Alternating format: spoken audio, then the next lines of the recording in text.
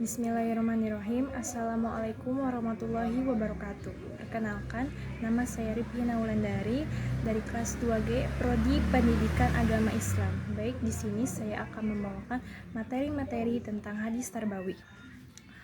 Secara etimologis, hadis adalah kata benda atau isim dari kata al-tahdis yang berarti pembicaraan.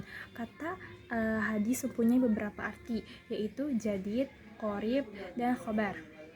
Sedangkan pengertian hadis secara terminologi mengacu pada perbedaan antara pendapat ahli hadis dan ahli usul.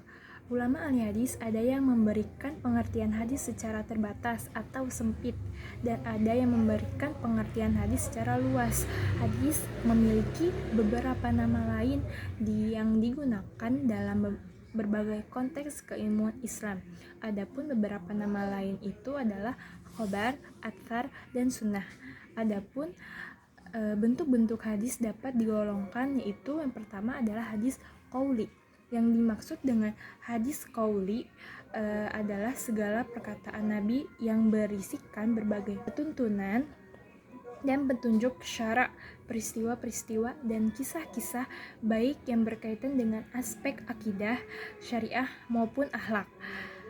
Yang kedua adalah hadis fi'il. Yang dimaksud hadis fi'il adalah segala perbuatan Nabi yang menjadi panutan perilaku para sahabat pada saat itu dan menjadi keharusan bagi semua umat Islam untuk mengikutinya, seperti praktek wudu, sholat 5 waktu, dengan sikap-sikap dan rukun-rukunnya. Praktek manasik haji juga ada cara memberikan keputusan berdasarkan sumpah dan saksi dan lain-lain. Yang ketiga ada hadis takriri. Hadis takriri adalah hadis yang berupa ketetapan Nabi Muhammad SAW terhadap apa yang datang atau mendiamkan perbuatan tersebut tanpa membedakan penegasan apakah beliau membenarkan atau mempermasalahkannya. Kata tarbawi ini berasal dari kata bahasa Arab, yaitu tarbiyah, yang berarti pendidikan, pembinaan, atau pengasuhan. Secara istilah, tarbawi merujuk pada segala hal yang berkaitan dengan pendidikan, khususnya dalam bentuk karakter, akhlak, dan kepribadian seseorang. Berdasarkan ajaran agama Islam, dalam konteks ilmu hadis, hadis tarbawi adalah hadis yang memberikan nilai-nilai pendidikan, baik dalam aspek akidah, akhlak, ibadah, maupun muamalah. Hadis-hadis ini menjadi dasar dalam pendidikan Islam untuk membentuk manusia yang berilmu, beriman, dan berakhlak mulia. Maka dapat disimpulkan bahwa hadis tarbawi adalah kumpulan hadis Nabi Muhammad SAW yang berkaitan dengan pendidikan, pengajaran, dan pengembangan diri. Tujuannya untuk mendidik generasi muda yang bermoral, cerdas, dan bermanfaat bagi masyarakat, menekankan pentingnya pengetahuan dan moral dalam pendidikan Islam. Adapun hadis-hadis yang mengandung nilai tarbawi adalah hadis yang berkaitan dengan pendidikan, akhlak, dan pembentukan karakter seorang muslim. Adapun hadisnya yang berbunyi min khiyarikum ahsanukum akhlaqan. Sesungguhnya di antara yang paling baik adalah yang paling berakhlaknya. Hadis riwayat Bukhari dan Muslim. Adapun hadis yang kedua itu adalah thalabul ilmi faridatun ala kulli muslimin. Menuntut ilmu itu wajib bagi setiap muslim. Nilai tarbawi ini mendorong umat Islam untuk selalu mencari ilmu sebagai bagian dari ibadah.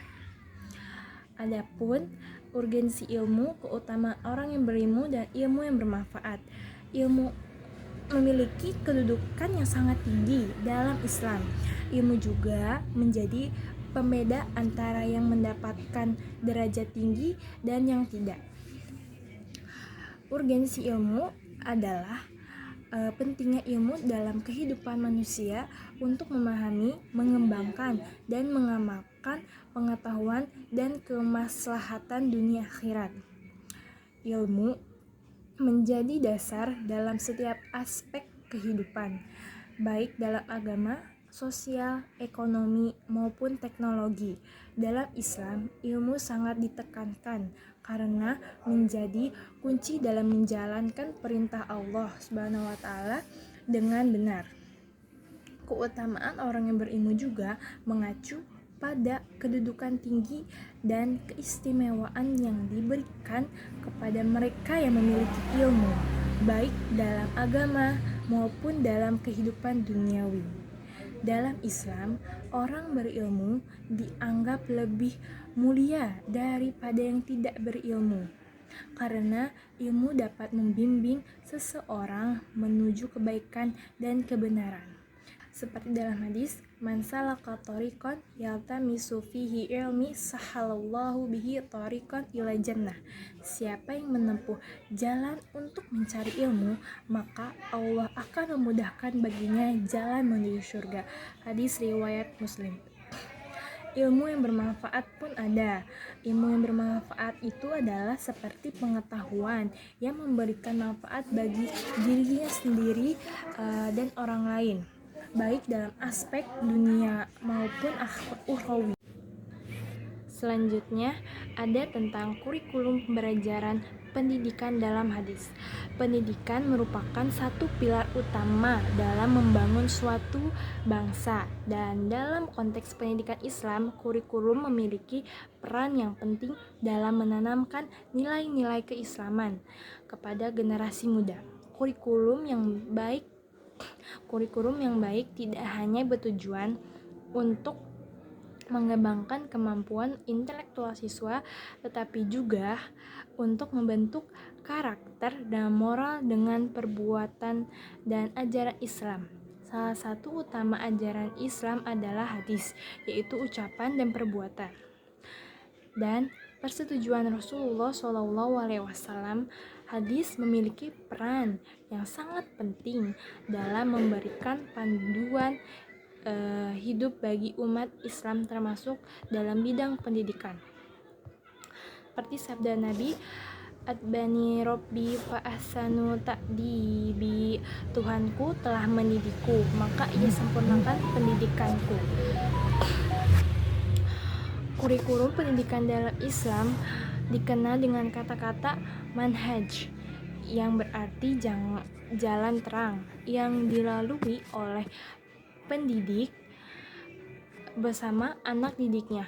Untuk mengembangkan pengalaman ini, pendidik harus mengembangkan pengetahuan, keterampilan, dan sikap mereka. Kurikulum yang baik dalam rangka mencapai tujuan pendidikan Islam adalah bersifat integratif dan komprehensif, serta menjadikan Al-Quran dan hadis sebagai sumber yang utama dalam penyusunannya, karena keduanya merupakan sumber utama bagi pendidik Islam. Berarti kerangka dasar yang dapat dijadikan acuan operasional dan pengembangan kurikulum pendidikan Islam dan Al-Quran pedoman hadis. Ditemukan juga kerangka dasar yang dapat dijadikan sebagai pedoman operasional dalam penyusunan dan pengembangan kurikulum pendidikan Islam. Kerangka dasar tersebut adalah tauhid dan perintah membaca. Dalam sistem pendidikan Islam, sebagaimana yang telah dijelaskan bahwa kurikulum pendidikan wajib berlandaskan akidah Islam. Seluruh materi pelajaran dan metode pengajaran dalam pendidikan disusun agar tidak menyimpang dari landasan tersebut. Penyusunan kurikulum diatur sedemikian rupa sehingga benar-benar bisa membentuk kepribadian Islam yang sempurna. Lalu, tujuan pendidikan khususnya pada kependidikan Islam adalah menyangkut berbagai aspek kehidupan manusia, terutama pada aspek moral yang sifatnya sangat abstrak. Namun, wujud dan moral itu tampak pada sikap, perilaku, dan tindak tanduk personalnya. Oleh karena itu, perlu ditegaskan bahwa tujuan pendidikan adalah untuk menjelaskan apa sebenarnya yang ingin diperoleh dari suatu proses pendidikan. Karena tanpa kejelasan tujuan, seluruh kegiatan proses pendidikan tidak akan mempunyai arah yang jelas. Bahkan, pendidikan tersebut dapat gagal. Hadis sebagai sumber hukum yang kedua setelah Al-Quran merupakan fondasi di dalam penyusunan kurikulum pendidikan Islam. Namun memang tidak akan menemukan kata khusus di dalam hadis seperti manhaj al-dirase sebagai kata yang menunjukkan kurikulum. Hasbiyullah merupakan bahwa kurikulum dalam studi hadis Tarbawi merupakan bentangan nilai, budaya, karakter, prinsip, ajaran yang terbentang dalam hazanah hadis yang merupakan contoh dan penerapan Al-Quran oleh Nabi Muhammad SAW. Materi selanjutnya yaitu tentang metode pembelajaran dalam hadis Rasulullah SAW. Yang pertama adalah metode dialog dan tanya jawab. Metode dialog atau hiwar merupakan pendekatan pendidik yang mengedepankan interaksi dua arah antara pengajar dan murid. Rasulullah sering mengajukan pertanyaan kepada para sahabat untuk menggugah kesadaran mereka, bukan hanya untuk menguji pemahaman saja. Yang kedua yaitu ada metode kisah. Metode kisah atau qasas adalah strategi pengajaran yang sangat efektif dalam menyampaikan ajaran Islam. Rasulullah sering menggunakan cerita yang syarat dengan pesan moral dan edukatif. Contohnya, kisah terkenal adalah seorang tentang 3 orang yang terjebak di gua yang berdoa kepada Allah dan amal ikhlas dan keutamaannya. Selanjutnya, ada metode praktik langsung. Metode praktik langsung atau alamiah sangat penting dalam pendidikan. Rasulullah SAW tidak hanya menjelaskan teori, tetapi juga menegaskan cara mengamalkan ajaran tersebut. Misalnya, beliau menunjukkan tata cara wudhu dan sholat secara langsung kepada para sahabat, memastikan mereka memahami bukan hanya teori, tetapi juga praktiknya. Contoh lainnya dapat ditemukan dalam cara beliau mengajarkan sholat. Rasulullah tidak sekedar menjelaskan gerakan dan bacaan dalam sholat, tetapi juga memperagakannya secara lengkap di hadapan para sahabat. Dalam satu hadis, Rasulullah SAW bersabda, "Shollu kama ra'aituni usolli." Sholatlah kalian sebagaimana kalian melihat aku sholat. Efektif metode pembelajaran ini merupakan pembelajaran Rasulullah yang sangat efektif karena melibatkan peserta didik secara aktif. Dengan metode praktik langsung dan tanya jawab, siswa dapat memahami konsep dengan lebih baik. Selain itu, Rasulullah menyesuaikan metode sesuatu dengan karakter dan kemampuan individu, sehingga setiap siswa menghadapi pendekatan yang sesuai.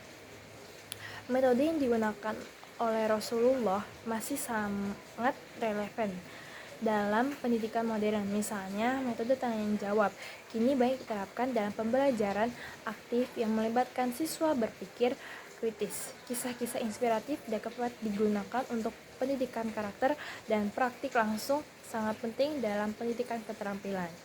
Mungkin itu saja penjelasan yang dapat saya sampaikan, kurang lebihnya mohon dimaafkan. Wassalamualaikum warahmatullahi wabarakatuh.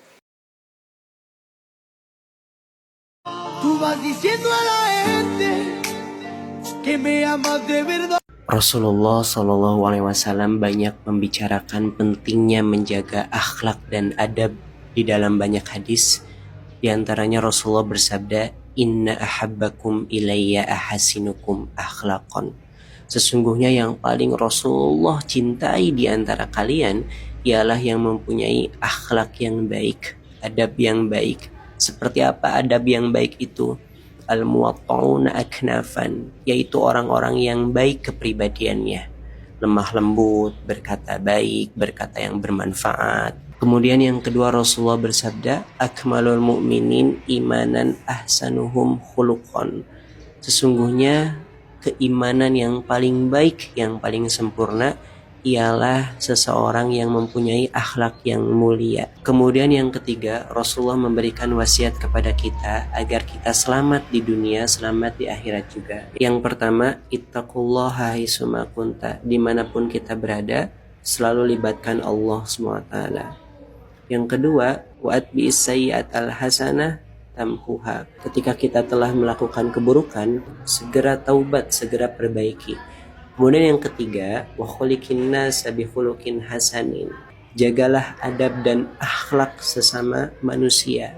Nah, ini menandakan bahwa di dalam agama kita penting sekali memperhatikan akhlak, memperhatikan adab. Karena salah satu kebaikan yang dihitung pahala ialah menjaga akhlak yang mulia.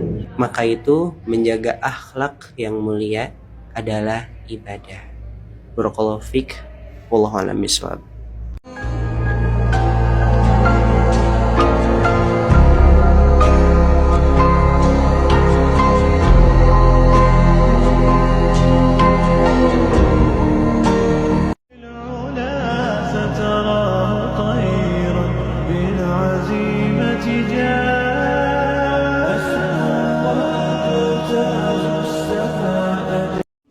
رحمن رحمن ساعدني يا رحمن اشرح صدري قرآن املأ قلبي قرآن.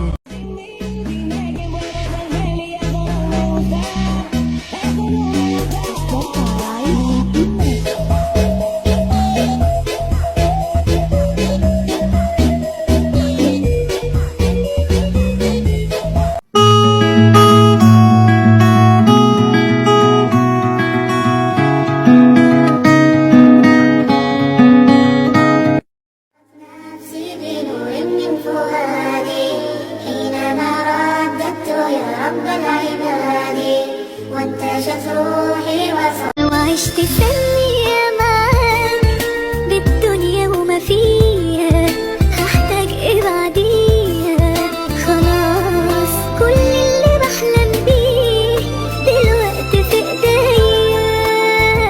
انا من زمان شايفاك بعينيا وبقلبي. اللهم صل على سيدنا محمد وأشغل الظالمين